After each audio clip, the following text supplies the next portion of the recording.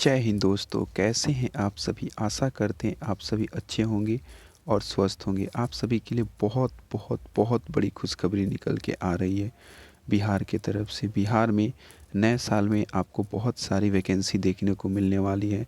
बस आप थोड़ा सा पेशेंस बना लें और अपनी तैयारी में बस लगे रहें, क्योंकि जब भी वैकेंसी आएगी काफ़ी मात्रा में वैकेंसी आएगी, अच्छी वैकेंसी आएगी। क्योंकि इसीलिए बिहार गवर्नमेंट थोड़ी सी लेट कर रही है, क्योंकि वो लोग बड़ी वैकेंसी की प्लानिंग कर रहे हैं। तो आप इस वीडियो के अंत तक बने रहेंगे। इस वीडियो में हम लोग बात करेंगे बिहार दरोगा की नई भर्ती 2023 में आने वाली है, कब तक आने वाली है और उसकी प्रोसेस क्या होगी, उसको कैसे आपको क्रैक करना है, उसकी एलिजिबिलिटी क्या है, ठीक है, आपको कौन कौन से बुक्स पढ़ने हैं, क्या करने हैं, हर एक चीज़। और क्या सच में 23,000 की वैकेंसी दरोगा की देखने को आपको मिलेगी, ठीक है, और या फिर कैसे कैसे आप 23,000 दरोगा की वैकेंसी आपको सरकार देगी, हर एक चीज़ को हम लोग बात करेंगे इस वीडियो में। तो चलिए दोस्तों, वीडियो को शुरू करते हैं। उससे पहले आप अगर नए हैं या फिर अभी तक सब्सक्राइब नहीं किए तो आप हमारे इस छोटे से परिवार को बड़ा बनाने में अपना सहयोग दें और चैनल को सब्सक्राइब कर दें, और वीडियो अच्छा लगे तो वीडियो को लाइक कर दें। चलिए दोस्तों, अब वीडियो को हम लोग शुरू करते हैं। देखिए दोस्तों, आपको हमारे स्क्रीन पे दिख रही होगी, ठीक है, क्या हमने इस बिल्कुल बेहतरीन स्लाइड आपके लिए डिजिटल बोर्ड से तैयार किया। टोटल वैकेंसी आपको दिख रही है कितना, 23,000, ठीक है। सबसे पहले हम लोग प्रूफ दिखाते हैं और ये भी बताते हैं कि आपको सरकार ये 23,000 वैकेंसी किस तरह से देने वाली है। उसके बाद हम लोग बात करेंगे बाकी चीज़ों पे।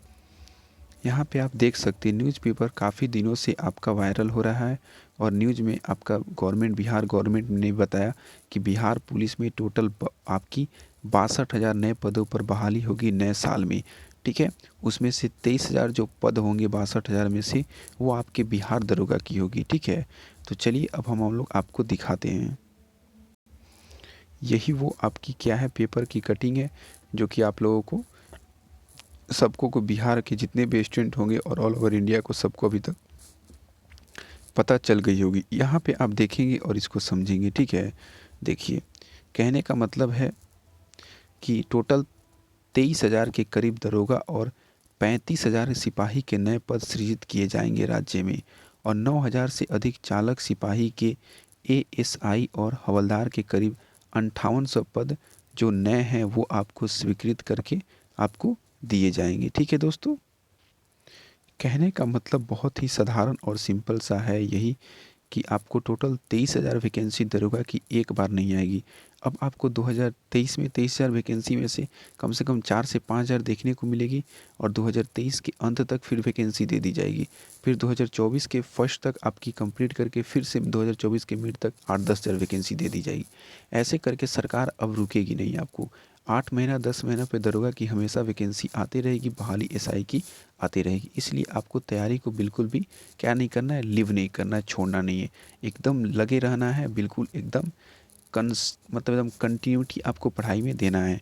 अब चलिए हम लोग हर एक चीज़ को आपको बताते हैं एकदम अच्छे से, ठीक है। इतनी बेहतरीन मेहनत करते हैं हम लोग आपके लिए, हर एक चीज़ लेते हैं, थोड़ी सी लेट लाते हैं लेकिन बिल्कुल सही चीज़ लेकर आते हैं, ठीक है, और सबसे खास लेकर आते हैं। तो इसका फ़ायदा आपको काफ़ी ज़्यादा मिलता है। तो हम लोग बस यही चाहते हैं कि आप हमारी इस वीडियो को लाइक कर दें, ठीक है, और पूरी जानकारी को अच्छे से लें। टोटल 23,000 वैकेंसी आप सभी के लिए आ रही है। फ़ी की बात कर लें तो आपको पता होगा कि 700 रुपया फ़ी लगती है जनरल के लिए, ओबीसी के लिए, ईबीसी के लिए और ईडब्ल्यूएस के लिए। वहीं एससी एसटी और फीमेल के 400 रुपया फ़ी देना पड़ता है, ठीक है। देखिए, एज लिमिट की बात कर लें तो मेल कैंडिडेट को कितना दिन आपका एज काउंट किया जाएगा, मिनिमम 20 साल और मैक्सिमम आपकी 40 साल एज काउंट की जाएगी। ये जो हो गया। फीमेल का कितना काउंट किया जाएगा, तो मिनिमम 20 साल और मैक्सिमम जो है वो 40 साल आपका काउंट किया जाएगा फीमेल का, ठीक है। अब बात कर लेते हैं आपका कि एज में कितना छूट दिया जाएगा। तो अगर आप ओबीसी से आते हैं तो 3 वर्षों की छूट मिलेगी, और एससी एसटी से जो आते हैं उनको 5 वर्षों की छूट मिलेगी।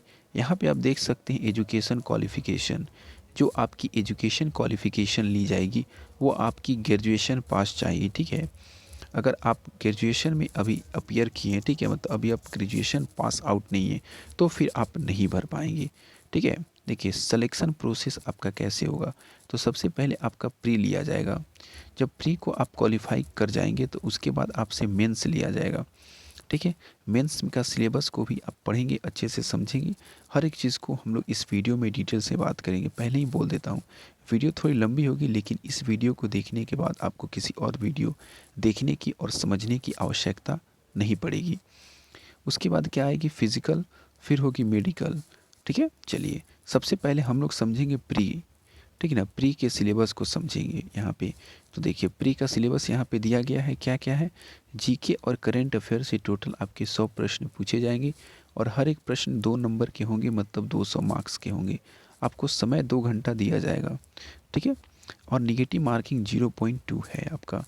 समझ गए यहाँ तक? कोई दिक्कत और कोई समस्या अगर है तो आप कमेंट बॉक्स खुला है, वहाँ पे जाएं और बिल्कुल पूछ सकते हैं। ठीक है, चलिए समझ गए क्या क्या पूछा जाएगा आपसे।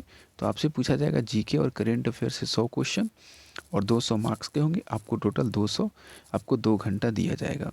अब चलिए नेक्स्ट आगे देखिए और समझिए। जब प्री को आप क्वालिफाई कर जाएंगे तो आपसे क्या लिया जाएगा, मेंस लिया जाएगा। ठीक है, क्या लिया जाएगा, मेंस लिया जाएगा। तो आप समझेंगे कि मेंस का सिलेबस क्या होता है। ठीक है, इसमें आपका जनरल होगा, हिंदी। जनरल में क्या होगा, आपका हिंदी होगा, जो कि टोटल 100 प्रश्न होंगे हिंदी से, और उसमें आपके 200 नंबर के पूछे जाएंगे। कितने घंटे के, 2 घंटे के आपके होंगे।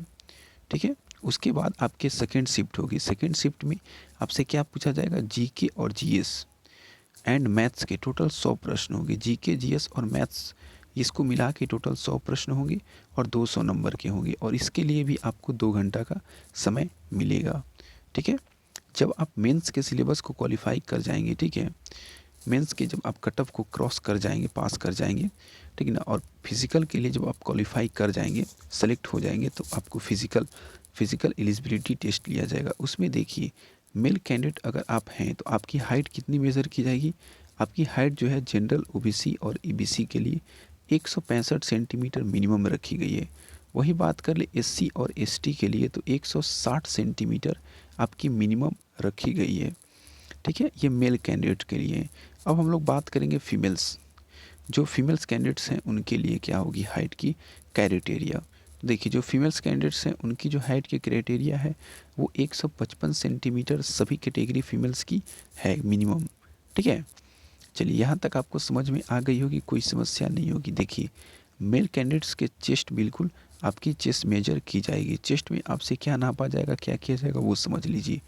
देखिए जनरल, ओबीसी के और ईडब्ल्यूएस के जो विद्यार्थी हैं मेल कैंडिडेट, उनके मिनिमम चेस्ट होनी चाहिए 81 और आपके फुलाने के बाद 86 होनी चाहिए। वही बात कर ले एससी एसटी कैंडिडेट की तो आपकी चेस्ट 79 सेंटीमीटर मिनिमम चाहिए और 84 सेंटीमीटर फुलाने के बाद चाहिए। ठीक है, अब देखिए, अब आप यहाँ पे देखेंगे रनिंग कितना कितना और किसको किसको क्या है, कैसे देना है। सबसे पहले मेल वाले बच्चे समझेंगे तो आपको 1600 मीटर की रनिंग देनी है। कितनी देर में, तो 6 मिनट 30 सेकेंड में आपको देनी है।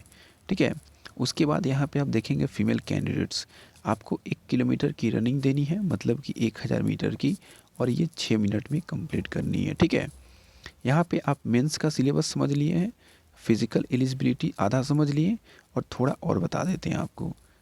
देखिए उसके बाद आपसे हाई जंप लिया जाएगा। हाई जंप में मेल को जो है टोटल 4 फीट क्रॉस करनी है और फीमेल्स को जो है 3 फीट आपको जंप करनी है। लॉन्ग जंप उसके बाद आप जब क्वालिफाई कर जाएंगे तो आपसे लिया जाएगा। लॉन्ग जंप में मेल के लिए 12 फीट और फीमेल्स के लिए टोटल 9 फीट की आपकी मेज़र की जाएगी। जब आप हाई जंप और लॉन्ग जंप को क्वालिफाई कर जाएंगे, ठीक है, तो आप सेलेक्ट हो जाएंगे गोला फेंक के लिए। गोला फेंक में आपसे क्या दिया जाएगा, मेल कैंडिडेट जो होंगे उनको टोटल क्या दिया जाएगा, देखिए 16 पाउंड का गोला दिया जाएगा और आपको कम से कम 16 फीट आपको फेंकनी है। उससे अधिक आप जितना चाहे फेंक सकते हैं। ठीक है, चलिए फीमेल्स जो कैंडिडेट हैं उनको कितना दिया जाएगा, 12 पाउंड का गोला दिया जाएगा और आपको 12 पाउंड का गोला को 10 फीट तक फेंकनी है। ठीक है, जब आप 10 फीट तक फेंक पाएंगे तो आप बिल्कुल क्वालिफाई कर जाएंगे और सेलेक्ट हो जाएंगे। ठीक है, यही आपका फिजिकल एलिजिबिलिटी टेस्ट आपसे लिया जाएगा, जो कि काफ़ी मुश्किल भी नहीं है और काफ़ी आसान भी नहीं है। ठीक है, चलिए बाकी आप जीके की तैयारी कैसे करेंगे, सबसे इम्पोर्टेंट, क्योंकि सबसे पहले आपका जीके और करेंट अफेयर का ही मतलब होने वाला है एग्ज़ाम। प्री जो होगा जीके और करंट अफेयर का 100 क्वेश्चन का होगा। तो आप देखें और समझिए हमको। देखिए जीके के लिए आप क्या करेंगे, जीके की सबसे बेस्ट बुक जो है आज के डेट में आपकी बिहार की किसी भी एग्ज़ाम के लिए है, वो है बिहार दरोगा के लिए आप लूसेंट की बुक। आप लूसेंट की बुक को जीके के लिए फॉलो करें। अगर आप लूसेंट की बुक को पूरा कंप्लीट कर चुके हैं, ठीक है, आपकी लूसेंट पे अच्छी पकड़ है, तो आप क्या करें कि एनसीईआरटी सार संग्रह करके आता है, ठीक है, एनसीईआरटी सार संग्रह करके आता है, न्यू एडिशन आप ले लें और उससे प्रैक्टिस कर लें। इतना आपके लिए काफ़ी होगा, ठीक है। ये हो गया जीके के लिए। अब आते हैं हम लोग जीके और करंट अफेयर उसमें पूछा जाएगा। तो करंट अफेयर के लिए आप क्या करेंगे, ठीक है, देखिए करंट अफेयर के लिए आप स्पीडी पब्लिकेशन का बुक ले लें और जितनी भी 2022 में करंट अफेयर बन रही है, ठीक है, 2022 के जितनी भी करंट अफेयर बन रही है वो सारे करंट अफेयर को आप कंप्लीट कर लें, ठीक है, क्योंकि 2022 से ही करंट अफेयर आपसे पूछे जाएंगे, ठीक है। वही बात कर ले आपका साइंस का, तो साइंस वाले जो पोर्शन है उसके लिए आप क्या करेंगे, तो देखिए साइंस वाले पोर्शन के लिए, ठीक है ना, साइंस वाले पोर्शन के लिए आप क्या करेंगे कि लूसेंट का, ठीक ना, देखिए लूसेंट का ही आपका आता है साइंस का बुक, वो ले लें अलग से, ठीक ना। एक तो लूसेंट का जनरल बुक आता है, ठीक ना, जीके के लिए, जीएस के लिए, तो उस बुक में भी साइंस होता है, लेकिन उसका साइंस का बात हम लोग नहीं कर रहे हैं। आप अलग से एक लूसेंट का बुक लेंगे जिसमें कि स्पेशल साइंस का ही पोर्शन आपका दिया रहेगा। वो आपको हिंदी वर्जन में भी अवेलेबल है और इंग्लिश वर्जन में भी अवेलेबल है। आपको जैसे सुविधा हो पढ़ने में वैसे आप ले लें, ठीक है। और अगर आप बोलेंगे कि सर साइंस को हम लोग बेसिक से पढ़ना चाहते हैं, कोई टीचर बताएं, तो यूट्यूब पे आपको एक ही बेहतरीन टीचर मिलेंगे, वो हैं आपके नीरज सर। पहले वाईफाई स्टडी में पढ़ाते थे, अब वाईफाई स्टडी को लीव कर चुके हैं और वो अपना एक खुद का चैनल खोले हैं, ठीक ना, साइंस मैग्नेट करके आपको यूट्यूब पर मिल जाएगा, वहाँ से आप पढ़ सकते हैं, ठीक है। लेकिन आपको साइंस मैग्नेट से नहीं पढ़नी है, क्यों? क्योंकि देखिए आपको साइंस बेसिक से पढ़नी है और बेसिक से साइंस वहाँ आपको नहीं पढ़ाई जाएगी। बेसिक से साइंस जो है सर ग्रुप डी के लिए पढ़ाए थे और एनटीपीसी के लिए वाईफाई स्टडी पे पढ़ाए थे। तो आप ग्रुप डी एनटीपीसी के लिए नहीं, क्योंकि एनटीपीसी में टोटल सर के पास काफ़ी कम समय था, तो इसलिए थोड़ी सी सर स्पीड में पढ़ाए थे। आप ग्रुप डी वाला जो साइंस होगा, ठीक ना, ग्रुप डी वाला साइंस, ग्रुप डी वाला जो साइंस सर कराए थे वहाँ से आप कर लेंगे, ठीक है। जितनी वीडियो होगी सारा कर लेंगे, पीडीएफ को डाउनलोड कर लेंगे, उसको पढ़ लेंगे अच्छे से। उसके बाद आपका साइंस में कोई भी नंबर आपसे नहीं काट सकता है। आप साइंस में महारत हासिल कर पाएंगे, ठीक है। आप टीचर्स नहीं बन सकते, लेकिन इतना मैं ज़रूर बता सकता हूँ आपको कि आपको साइंस में फिर प्रॉब्लम नहीं होगी बिल्कुल भी, ना ही कोई क्वेश्चन समझने में, या कोई नई क्वेश्चन आएगी तो उसको हल करने में कोई समस्या आएगी, ठीक है। तो आशा करते दोस्तों कि प्री तक तो हमने आपको बता दिया, ठीक है। मेंस के लिए आपको क्या करना है, कैसे करना है, अभी टाइम है, ठीक है। बस आप लगे रहें तैयारी में, बिल्कुल भी गिव अप नहीं करना है दोस्तों, बिल्कुल भी गिव अप नहीं करना है, ठीक है। आपको अगर हमारे इसी तरह की बेहतरीन वीडियो टाइम टू टाइम चाहिए तो हमारे इस छोटे से परिवार का हिस्सा बन जाए और इसको बड़ा करने में भी सहयोग करें और अपनी सफलता में भी हम आपको बिल्कुल बहुत ज़्यादा सहयोग करेंगे दोस्तों, ठीक है। चलिए तो फिर से मिलते हैं एक अगले वीडियो में इसी तरह की शानदार